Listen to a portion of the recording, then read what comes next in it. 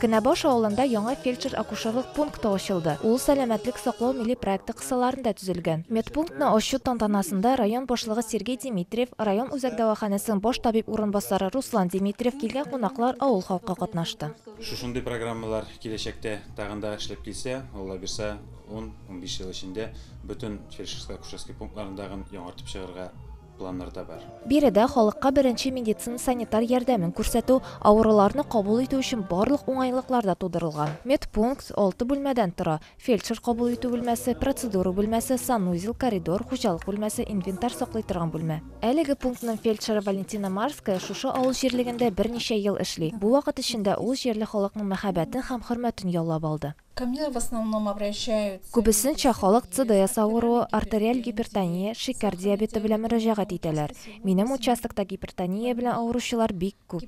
Район үзәгеннән шактый ерак урнашкан авылда халыкка медицина ярдәме күрсәтү өчен яңа бина ачылуга халык бик шат. Яңа пункт һәм фельдшер турында алар рәхмәт сүзләре һәм үз теләкләрен белдерделәр. Без бу пунктны бик күптәннән көттек инде. Иске пунктның рәте күптән беткәне, инде менә безгә яңа фельдшер килде, Валя. Ул һәм безнең шундай яхшы кеше безне выручайт ул һәрвакыт килеп. Отлично. Сперчик. Фельдшер-акушерлык пункты Кенәбаш, Чигайка, Кәшкәре авыллары халкына барлыгы 290 кешегә хезмәт күрсәтәчәк. Адилә Шакирова, Марат Сабирҗанов, Татарстан яңалыклары.